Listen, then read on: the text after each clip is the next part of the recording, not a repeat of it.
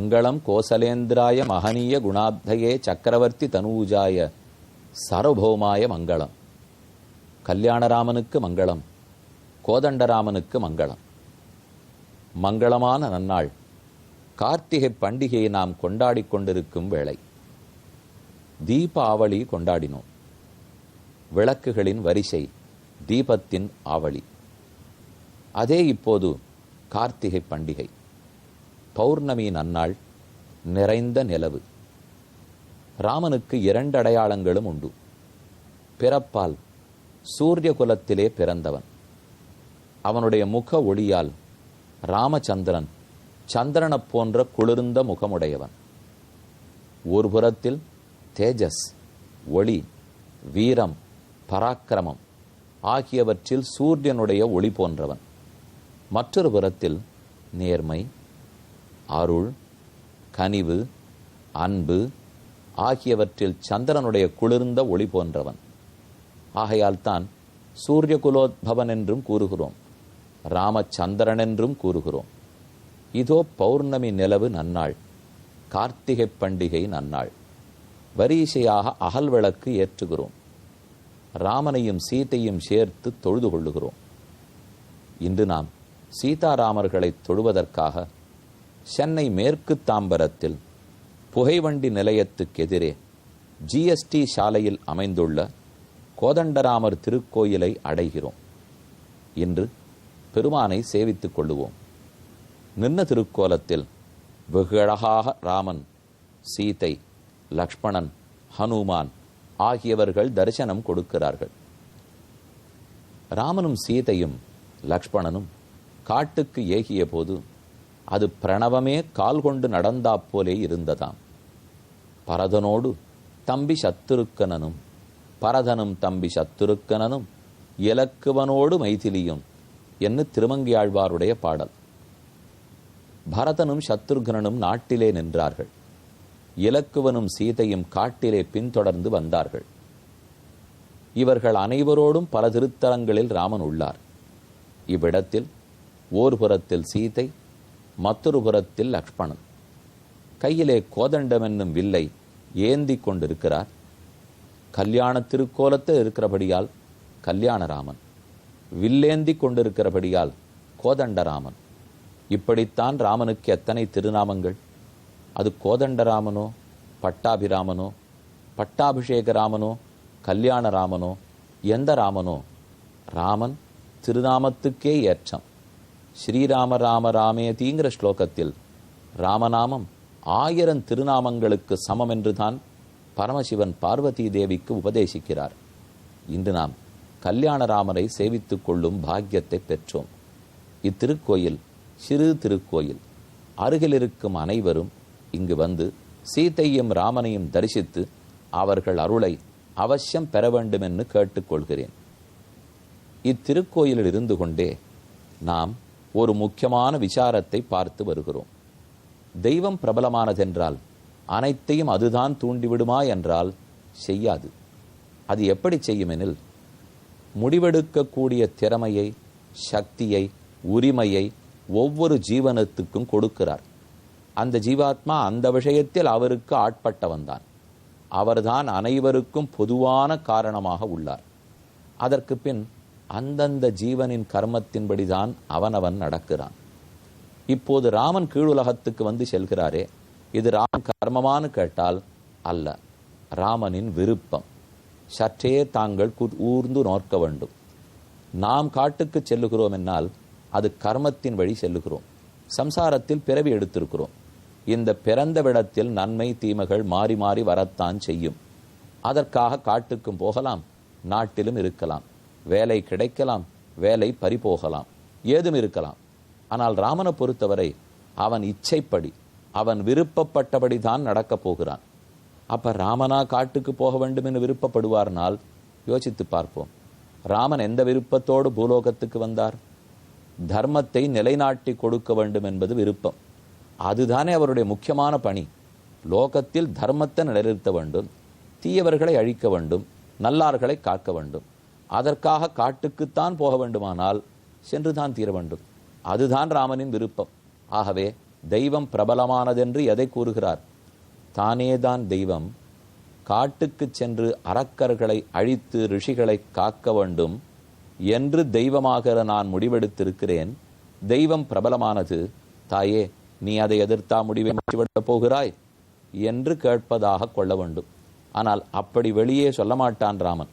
தன்னை தெய்வம் என்று கூறிக்கொள்ளவே மாட்டார். ஆனால் இங்க சொல்லுவதன் உட்கருத்து என்ன? தெய்வந்தான் நான் காட்டுக்கு செல்ல முடிவெடுத்திருக்கிறேன். தெய்வத்தின் முடிவுதான் வலிமையானது. அதை மாற்றுவதற்கு இயலாது. தாயே, அதை மாற்ற முற்படாதே என்று ராமன் கூறிக்கொண்டிருக்கிறான். அப்போ பொதுவான காரணம் பகவான். நாம் ஒத்தொத்தரும் விசேஷ காரணங்கள். அவனவன் கர்மா, அவனவனுடைய பிறவி, இதனால் நாம் இன்ப துன்பங்களை அடைகிறோம். உண்மை. ராமன் பிறந்ததே தர்மத்தை ஸ்தாபித்து கொடுக்க.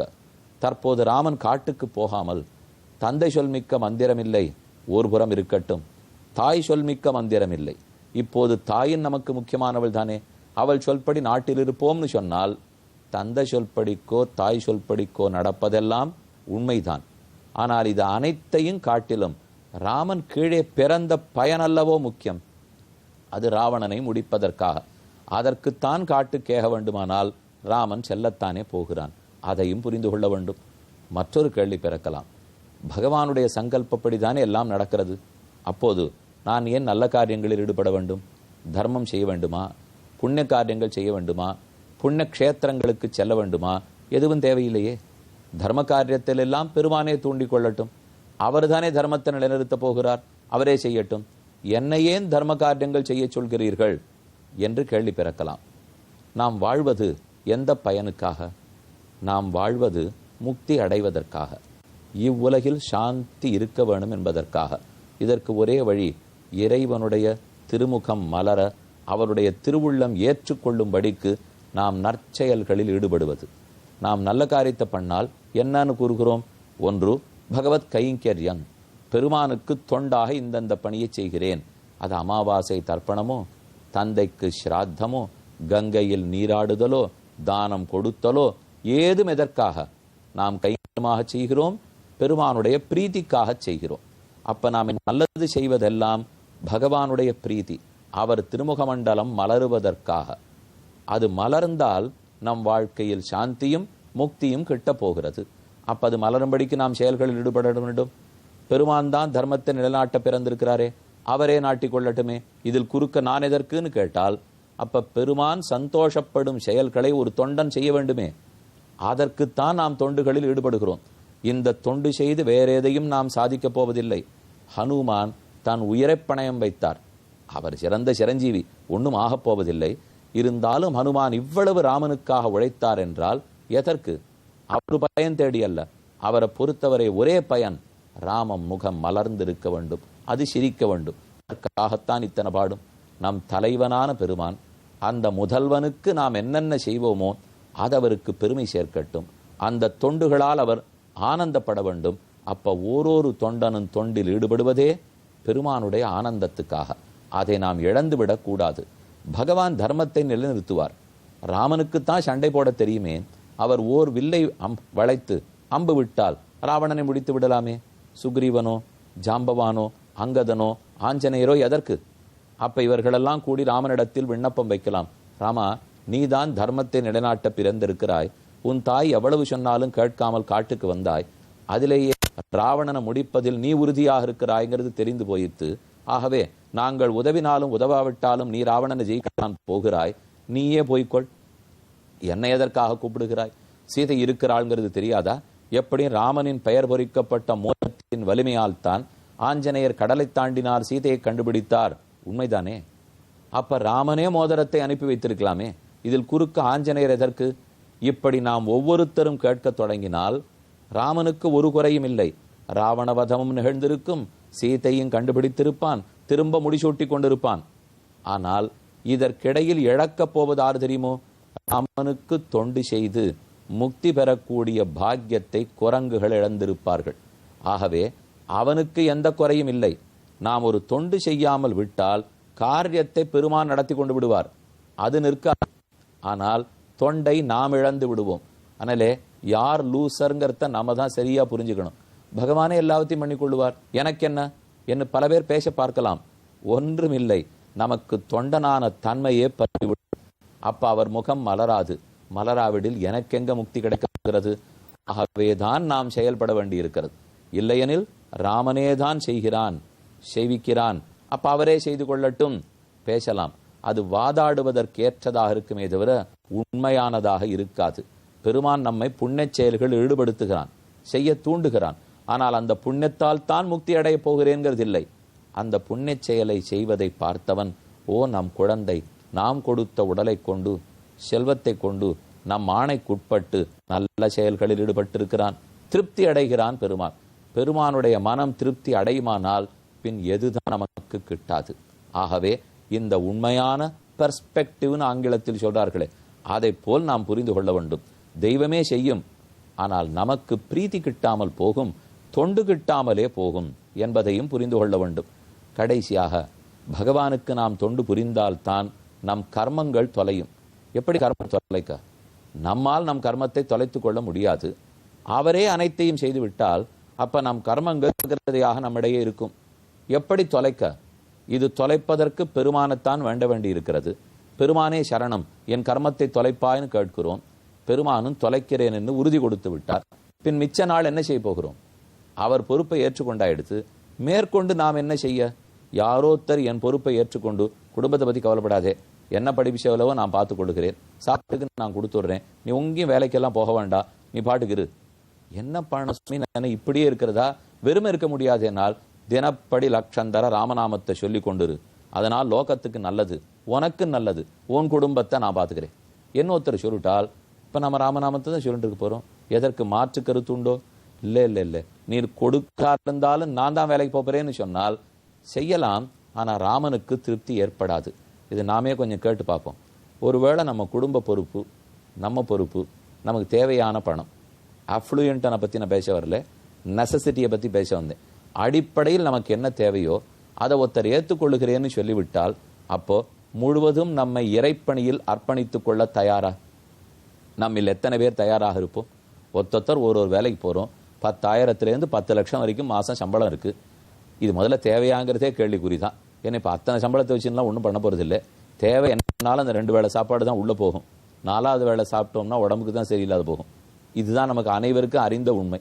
ஆனால் என்னென்னமோ சம்பாதிச்சு வச்சுட்டு இருக்கோம்.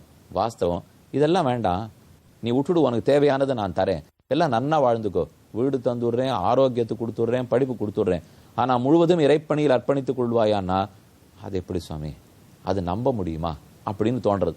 நம்ம ரொம்ப நம்பிக்கைக்கு பாத்திரமானவர்கள். வேண்டாம், உனக்கு எவ்வளவு தூரம் அடுத்த 50 வருஷத்துக்கு வேணுமோ ஃபிக்ஸட் டெபாசிட் போட்டு கொடுத்துட்றேன். ஏன்னா மனுஷனை நம்பாட்டா கூட நம்ம ஃபிக்ஸட் டெபாசிட்டை நம்புவோம் இல்லையோ, அதனால அதை போட்டு கொடுத்துட்றேன்னு சொன்னாலும் அது கூட இருந்தாலும் நான் தான் வேலைக்கு போகணும். இது திரும்ப திரும்ப அப்ப பெருமான் ஆனந்தத்துக்குன்னு இருக்காமல் முழுவதும் உலகத்துக்காக மட்டும் இருப்போமானால் அவர் சாந்தி கொடுக்க மாட்டார். ஆகவே அவர்தான் அனைத்தையும் நடத்துகிறார். ஆனால் என் பங்கை நான் நடத்தித்தான் தீர வேண்டும். தெய்வம் பிரபலமானது, அந்த தெய்வம் ராமன். ஆகையால் தான் முடிவெடுத்து காட்டுக்கு போக வேண்டும் என்று சொல்லிவிட்டால் அது மாறப்போவதில்லை. மேலே நடப்பதை காண்போம்.